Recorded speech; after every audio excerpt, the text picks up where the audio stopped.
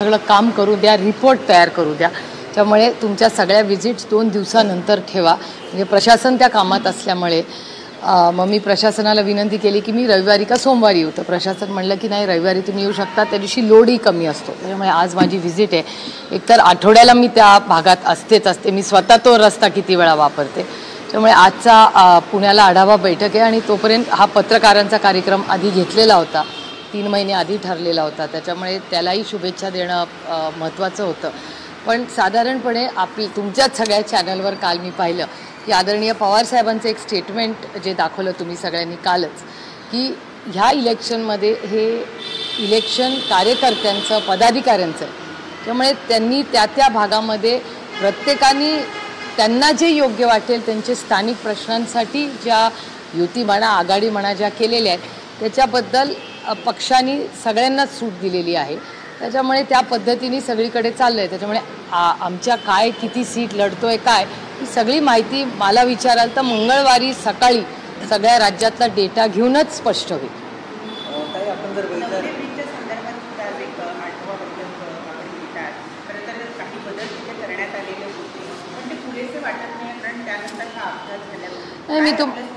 मी तुम्हाला खरं सांगू, मी गडकरी साहेबांचे जाहीर आभार तेव्हाही मानले होते, आजही मानते की नॅशनल हायवेचा जेव्हा हा इश्यू झाला, आम्ही सगळ्यांनी त्याच्यातून राजकारण बाजूला ठेवून आम्ही सगळ्यांनी, मग स्थानिक आमदार असतील, स्थानिक नगरसेवक असतील, आम्ही सगळ्यांनी मिळून गडकरी साहेबांना विनंती केली।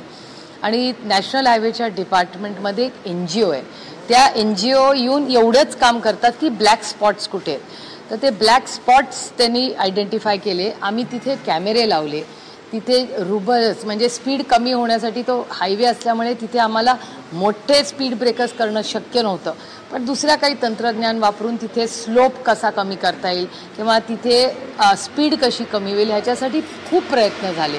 आणि मध्ये जेवढे ॲक्सिडेंट्स होते त्या मानाने गेल्या 6 महिन्यात 8 महिन्यात आम्ही कुठेतरी एक मोकळा श्वास घेत होतो की चला बाबा, नवले ब्रिजला 6-8 महिन्यात ॲक्सिडेंट झालेला नाही। आणि हा डेटा तुम्ही व्हेरीफाय करू शकता, भारत सरकारचा डेटा आहे। त्यामुळे आम्ही जरा रिलॅक्स झालो होतो की चला बाबा, आपण एवढे नॅशनल हायवेने इंटरव्हेन्शन्स केलेत, आपला प्रश्न सुटला आहे। पण दुर्दैवाने जी 2 दिवसापूर्वी जी घटना झाली धक्कादायक आहे। आणि त्याच्यातून road safety as a whole, म्हणजे सगळ्याच रोड सेफ्टीबद्दल, म्हणजे छोटीशी गोष्ट आहे, आपण सगळेजण किती वेळा बेल्ट लावून गाडीत बसतो, आपल्या किती गाड्यांना व्यवस्थित बेल्ट आहे, गाड्यांची आपण किती वेळा पूर्णपणे चेकिंग करतो, हे पण मुद्दे आहेत। त्याच्यामुळे एक लार्जर ऑडिट, म्हणजे मी 1 तारखेला पार्लमेंटमध्ये गेल्यावर गडकरी साहेबांना विनंती करणार आहे की देशात सगळीकडेच ॲक्सिडेंट्स होत आहेत, वाढत आहेत, त्याची अनेक कारणं असतील, तर का नाही पार्लमेंटमध्ये आम्ही एक मोठं डिबेट घ्यावं फक्त रोड सेफ्टीवर किंवा बेसिक ट्रॅव्हल इन्फ्रास्ट्रक्चर सेफ्टीवर, आणि त्यातून नवीन स्ट्रॉंग नॉर्म्स, म्हणजे तुम्ही परदेशात गेला की प्रत्येकजण बेल्ट कसा लावतो, छोट्या छोट्या गोष्टी आता हेल्मेट असेल, अनेक विषय आहेत ज्याच्यातून आपण आपल्या लोकांना वाचवू शकतो। तर ह्याच्यासाठी एक व्यापक सगळं राजकारण बाजूला ठेवून एक स्ट्रॉंग पॉलिसी करून देशात त्याचं इम्प्लिमेंटेशन करणं। आता आमची पण एक कमिटी आहे, रोड सेफ्टीची कमिटीची मीटिंग कलेक्टर आणि खासदारांनी घ्यायची असते। किती वेळा आमची मीटिंग होते, आम्ही वारंवार त्याची मागणी करतो, करूया, होत नाही त्या इफेक्टिव्हली, कारण का ती प्रायोरिटी नसते कुठल्याही गव्हर्नमेंटची।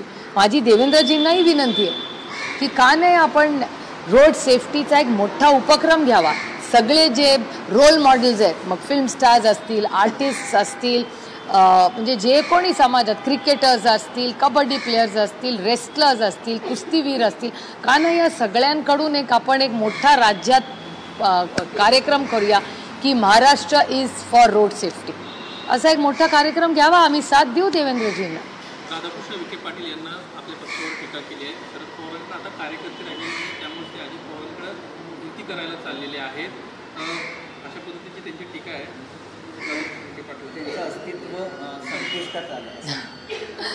हे बघा, म्हणजे एक तर ते वयानी पदानी सगळ्यांनीच माझ्यापेक्षा मोठी आहेत आणि एका सशक्त लोकशाहीमध्ये प्रत्येकाला बोलायचा अधिकार आहे, पण एवढं असतानाही त्यांचं नाव घेऊन टीका करावं लागतं, ह्याचा अर्थ नाणं मार्केटमध्ये चालतंय। जर एवढंच नसतं तर बोलले पण कशाला असतं। ठाकरे गटाचे नेते अखिल चित्रे यांनी एक व्हिडिओ ट्विट केलाय, मांजरा किल्ल्यावर दारूची पार्टी त्या ठिकाणी सुरू आहे, तो व्हिडिओ ट्विट केला। नाही, मला काय आश्चर्य वाटत नाही. आणि ह्याच्याबद्दल मी मागच्याही आठवड्यात माननीय देवेंद्रजींना एक पत्र लिहिलं होतं की तुळजापूर जे आपल्या सगळ्यांचं श्रद्धेचं स्थान आहे, फक्त महाराष्ट्रात नाही देशात श्रद्धेचं स्थान आहे, त्या तुळजापुरात ड्रग्सची तस्करी होते हे तुम्हाला कॉम्प्लिमेंट केलं पाहिजे. मीडियाने ती स्टोरी ब्रेक केली. त्याच्यानंतर ज्या माणसाला त्याच्यात अटक झाली त्याला तुम्ही सत्तेतल्या पक्षात घेता, काय मेसेज तुम्ही देताय? त्यामुळे मेसेजिंगमध्ये पण कन्सिस्टन्सी, सातत्य असलं पाहिजे ना. आणि मी अनेक वेळा माननीय मुख्यमंत्र्यांना विनंती केली आहे की काही गोष्टींमध्ये आपले मतभेद आपण बाजूला ठेवले पाहिजे. ड्रग्ज असतील, चुकीच्या घटना ज्या तुम्ही म्हणता अशा होत असतील, तर ह्याच्यासाठी ड्रग्ज विरोधात जर मोठं काही महाराष्ट्र सरकार आणि भारत सरकार करत असेल तर आम्ही ताकदीने सरकारबरोबर उभं राहू. पण ड्रग्ज माफिया, ड्रग्ज ह्या सगळ्याबद्दल झिरो टॉलरन्स हा देशात, जगात आणि आपल्या राज्यात असलाच पाहिजे. संजय राऊत यांनी घोषणा केलेली आहे. मुंबई महानगरपालिका निवडणुकीमध्ये काँग्रेस गोबाळा उलटते. महाविकास आघाडीला आता कुठेतरी राष्ट्रवादी काँग्रेस काय बोलत आहे? मला असं वाटतं काल हे त्यांच्या अंतर्गत चर्चेत झालं. आमच्याशी कोणी बोललेलं नाही अजून. जेव्हा काँग्रेस आमच्याशी या बाबतीत चर्चा करेल आणि ह्या गोष्टी सगळीकडे, तुम्हाला आठवत असेल जेव्हा शिवसेना एकत्र होती आणि भारतीय जनता पक्ष आणि शिवसेना एकत्र होते तेव्हाही ते वेगळे लढले होते. त्याच्यामुळे त्याच्यात काही नवीन किंवा अगरचं वेगळेपणा नाही. अनेक वेळा अशा गोष्टी होत असतात. काही इलेक्शन्सची पदाधिकाऱ्यांची असतात, त्यावेळीच आघाड्या बदलतात. त्याच्यामुळे त्याच्यात मला काही नवीन किंवा महाराष्ट्रात पहिल्यांदा काही होत आहे असं काही नाही आहे. संजय राऊत यांनी अजित पवार आणि पार्थ पवार यांच्यावरती टीका केली आहे. त्यांचं असं म्हणणं आहे की फक्त महाराष्ट्रातील जमीन गौतम अदानी आणि त्यांच्या कंपनीज लुटत नाही, तर आता हा उद्योग राजकारण्यांनी त्यांच्या मुलांनी देखील सुरू केला. हे बघा, ही लोकशाही आहे. त्यामुळे लोकशाहीत प्रत्येकाला काय काय बोलायचं तो त्यांचा अधिकार आहे. आणि मला असं वाटतं हे सगळे जे प्रश्न किंवा असे आहेत हे तुम्ही माननीय मुख्यमंत्र्यांना विचारले पाहिजेत.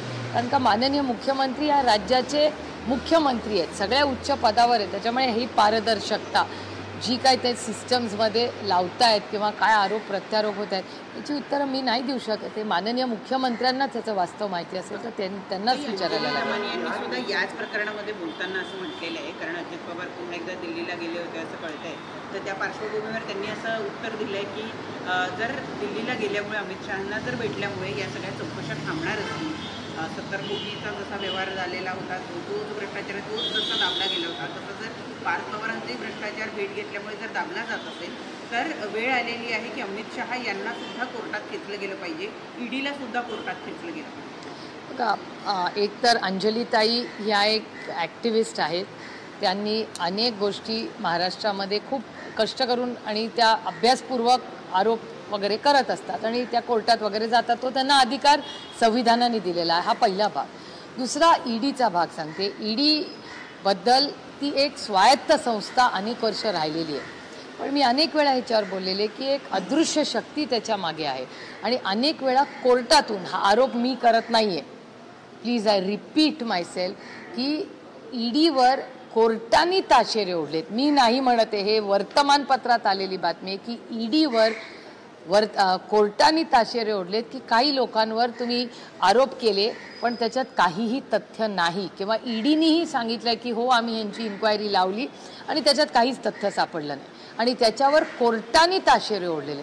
त्याच्यामुळे मला असं वाटतं संस्था चांगली आहे पण त्याच्या मागची जी अदृश्य शक्ती आहे त्या कदाचित त्या अदृश्य शक्तीमुळे ह्या गोष्टी होत असतील अशी शक्यता नाकारता येत नाही. आणि हेच वर्तमानपत्र आणि चॅनल्सवरच्या आलेल्या माहितींवरनं मी तुम्हाला सांगते. ताई, प्रफुल्ल पटेल म्हणतात ते निवडणुकीत पैसे द्यावे लागतात, लोक त्यालाच मतदान करतात, आम्ही अनेक बाहुबली निवडून. त्यांचं राजकारण काय मला माहिती नाही. मी एक नाही 4 वेळा निवडून आले आहे. मी इलेक्शन व्यवहार समजत नाही, मी ती सेवा करण्यासाठी आले आणि मी पूर्णपणे ह्या सगळ्या प्रक्रियेच्या विरोधात आहे आणि हे तुम्हाला माहिती आहे. त्याच्यामुळे दुर्दैव आहे की ज्या भारतरत्न डॉक्टर बाबासाहेब आंबेडकरांनी संविधान केलं आणि पारदर्शक इलेक्शनच्यासाठी आपल्या कितीतरी लोकांनी एवढं मोठं योगदान आणि स्वातंत्र्य मिळवलं, त्याची खिल्ली उडवण्यासाठी ही जे विचारधारा आहे ही अतिशय दुर्दैवी आणि एका सशक्त लोकशाहीसाठी हानिकारक आहे. आणि मला आश्चर्य वाटतंय की असं स्टेटमेंट आलं. महायुतीमध्ये वाद जो आहे तो शिगेला पोहोचलेला आहे. आपला पक्ष बुडाला तरी चालेल पण दुसरा पक्ष घेऊन बुडायचा असं वक्तव्य सुद्धा रायगडमध्ये शिवसेना शिंदे गटाचे नेते करताना पाहायला मिळतं, कसं पाहता? तो त्यांचा अंतर्गत प्रश्न आहे, त्यांच्या नेत्यांना विचारा. उरणमध्ये आपल्या पक्षाच्या वतीनं नगराध्यक्ष पदासाठी शेवटचं प्रश्न. उरणमध्ये आपल्या पक्षाच्या वतीनं नगराध्यक्ष पदासाठी उमेदवारी अर्ज भरण्यात आला आहे. ज्यावेळी आशिष शेलार देखील त्या ठिकाणी आले होते त्यांच्या पक्षाच्या उमेदवाराचा अर्ज भरताना, त्यावेळेस ते म्हणाले की महाविकास आघाडीचा आम्ही 3-13 केल्याशिवाय आता राहणार नाही. हे लोकशाही आहे, प्रत्येकाची बोलायची स्टाईल असते, फार मनावर घ्यायचं नसतं. आम्ही इथे कुणाचं काही करायला आलेलो नाही, आम्ही तुमच्या सगळ्यांची आणि राज्याची सेवा करण्यासाठी आलेलो आहोत. लालू प्रसाद जी के परिवार के साथ आपके परिवार के काफ़ी अच्छे संबंध हैं। काफ़ी नहीं, बहुत अच्छे संबंध है. बिहार चुनाव के बाद जिस तरह से रोहिणी आचार्य के साथ जो बर्ताव हुआ, उन्होंने पब्लिकली कहा कि मुझे गालियाँ दी गई, चप्पल से मारा गया, कितना दुखद एक परिवार के तौर पर आपके भी निजी संबंध अपने परिवार के संबंध? देखिए, मैंने सुना नहीं है, देखा है. मेरे लालू जी और राबड़ी देवी जी और उनके सारे फैमिली के हमारे पारिवारिक संबंध है. मीसा जी तो मेरे साथ सांसद भी बहुत साल रही है.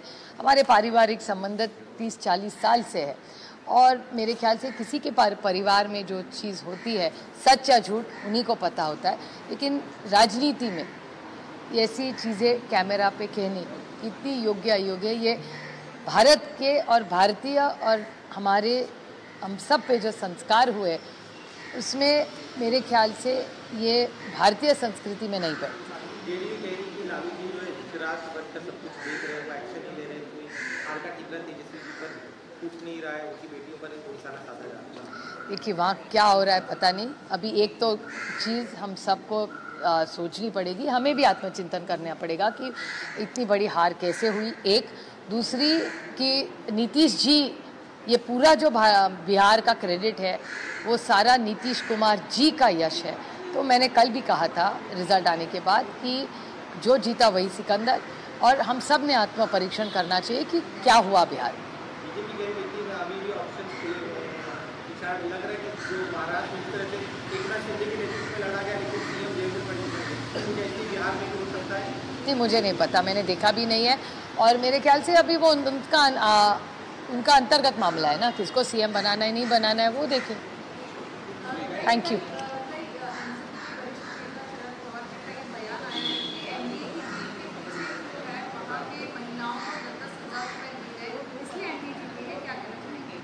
हमारे वरिष्ठ नेता है तो उन्होंने कहा है, उस पर मैं क्या कह सकती हूँ. ऐड कर रहा है कि महिला मतदाताओं की तरफ आपको लगता है विपक्ष को और ज़्यादा ध्यान देना चाहिए, उन्हें प्रायोरिटी देना चाहिए रादर देन कास्ट पॉलिटिक्स.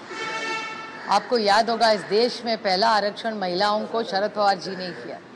तो हमारे लिए महिला ये हमेशा माँ के समान रही है, सिर्फ वोटर नहीं रही है, और उनको समान अधिकार मिलना चाहिए. इसी के लिए जो संघर्ष हुआ है वो महाराष्ट्र से ही उसी की हमेशा शुरुआत हुई है. भले वो सावित्रीबाई फुले जी का काम हो, इतना बड़ा योगदान उन्होंने दिया, और बहुत सारी जो महिलाएं जिन्होंने सामाजिक परिवर्तन किया उसकी शुरुआत हमेशा महाराष्ट्र में ही हुई है. तो हमारे लिए महिला सिर्फ वोटर नहीं है, वो हमारे माँ समान है. एक मराठीत प्रश्न आहे. राज्यामध्ये बिबट्यांची संख्या वाढत आहे, मात्र त्याची जी संख्या आहे ती वन विभागाला माहितीच नाही. कुठलीतरी अशी योजना आणली पाहिजे असं देखील नागरिक मला असं वाटतं त्याचा सगळा फॉलोअप डॉक्टर अमोल कोल्हेजी करतायत. सगळ्यात जास्त अफेक्टेड त्यांचा मतदारसंघ आहे, त्याच्यामुळे हा सगळा प्रश्न स्वतः ते फॉलोअप करतायत. पुण्याच्या कलेक्टरांच्या कॉन्टॅक्टमध्ये आम्ही सगळे आहोत आणि अतिशय गंभीर प्रश्न आहे.